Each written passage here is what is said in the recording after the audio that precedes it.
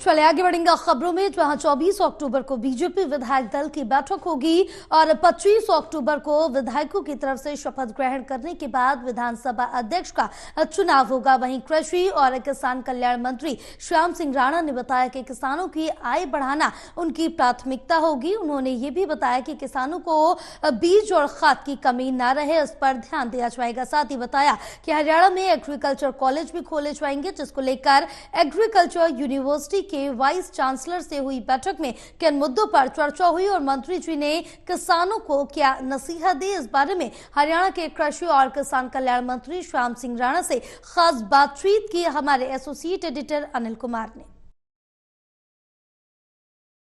24 अक्टूबर को विधायक दल की बैठक होगी। पूरा क्या कार्यक्रम रहेगा, इस मेरे साथ हैं कृषि एवं किसान कल्याण मंत्री श्याम सिंह राणा। इनसे जानते हैं कि अगला क्या कार्यक्रम रहने वाला है। जी, जैसे आपने कहा 24 को विधायक दल की बैठक है और 25 को फिर विधायकों की ओथ होगी।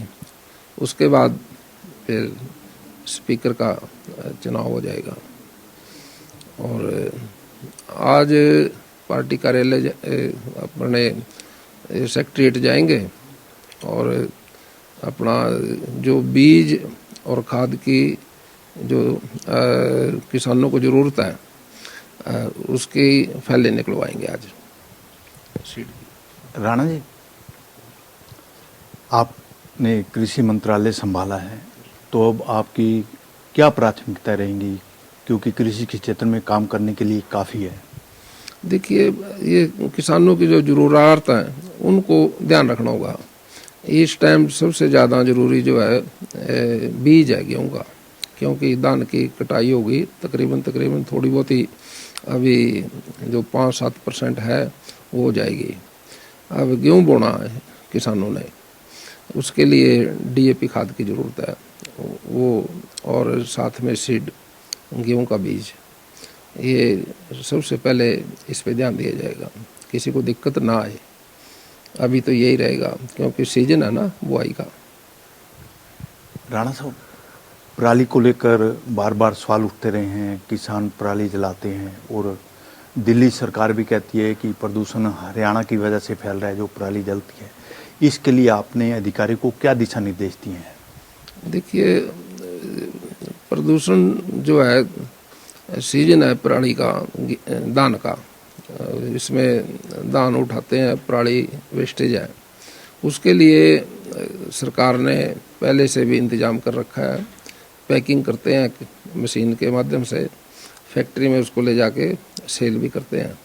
पर कई बार कोई दिक्कत आ जाती है, जैसे मौसम, खेती बाड़ी जो है ना वो सारे खुले आसमान के नीचे होती है और उसमें बारिश कई बार सीजन में हो जाती है, मंडी में भी दिक्कत आ जाती है और उसके साथ साथ खेत में भी आती है फिर दिक्कत।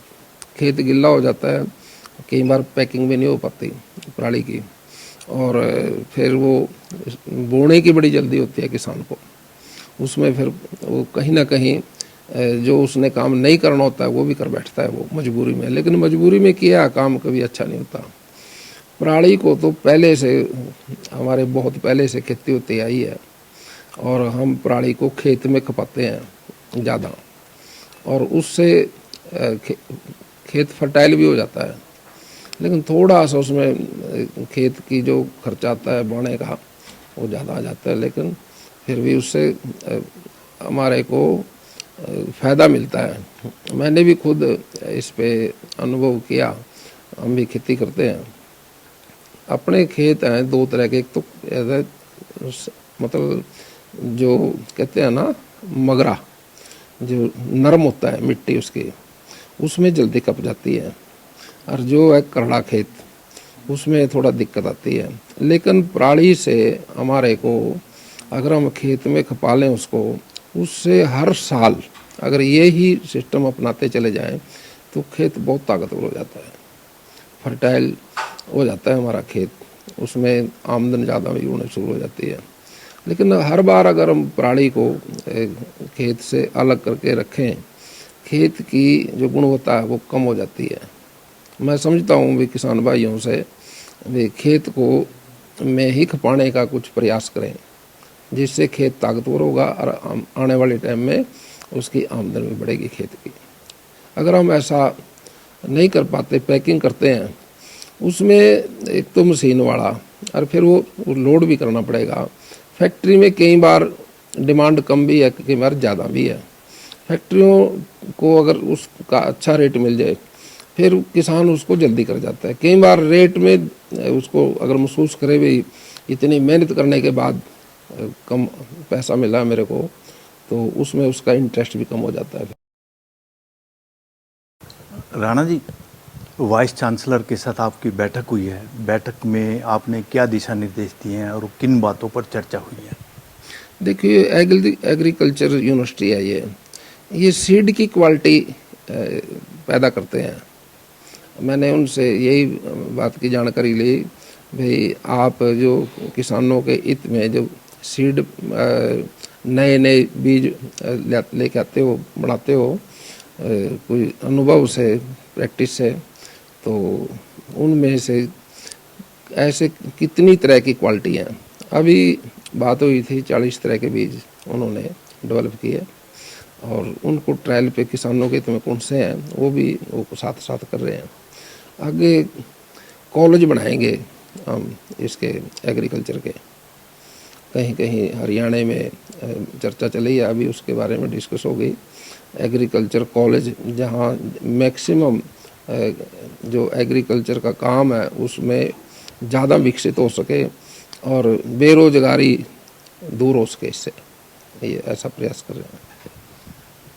राणा जी, जिस तरह भी आपने कहा है कि आपकी पृष्ठभूमि किसान से है, तो आप सबसे पहले किसानों का कौन सा काम करेंगे? देखिए, किसानों का तो परंपरागत जो हम करते चले आ रहे हैं, खेती को बढ़ावा मिले, इसमें आमदन ज़्यादा होनी शुरू हो जाए, यही है, उससे खेती का उत्साह ज़्यादा तभी बढ़ता है। ये कोशिश करेंगे भाई किसान को ज़्यादा से ज़्यादा लाभ मिले और इसमें बेरोजगारी, क्योंकि ये बड़ा सेक्टर है, जैसे कोरोना काल में भी ये इसकी काफ़ी भूमिका अच्छी रही, बाकी इंडस्ट्री प्रभावित हुई। हम समझते हैं भाई हिंदुस्तान एग्रीकल्चर कंट्री है, हरियाणा प्रदेश की नेचर भी वैसी है खेती बाड़ी वाली, तो हम ज़्यादा से ज़्यादा प्रयास करेंगे। अभी तो 2 दिन है हमारे को, अभी और डिस्कस करेंगे खेती बाड़ी के बारे में। हम ज़्यादा से ज़्यादा इसमें जैसे गोवर्धन है, उसके कोई खाद बनाते हैं गौमूत्र से, नेचुरल सिस्टम से, उसमें खर्चा भी कम आता है और उसमें उसकी सेल भी ज़्यादा होती है। जो प्रोडक्शन हम तैयार करते हैं, गेहूँ है, धान है, कोई सा भी फसल है, तो उसकी तरफ जैसे प्रधानमंत्री जी का भी इंटरेस्ट है उसमें।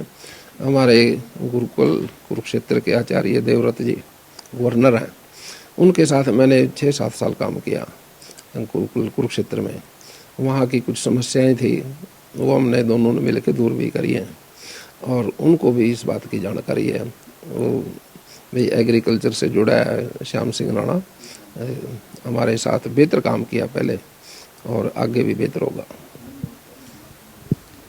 ये थे मेरे साथ कृषि एवं किसान कल्याण मंत्री श्याम सिंह राणा। इन्होंने बताया कि उनकी क्या प्राथमिकताएं रहेंगी। इसके साथ साथ उन्होंने ये भी कहा कि एग्रीकल्चर कॉलेज हरियाणा में स्थापित किए जाएंगे। Anil Kumar, total news, Chandigarh.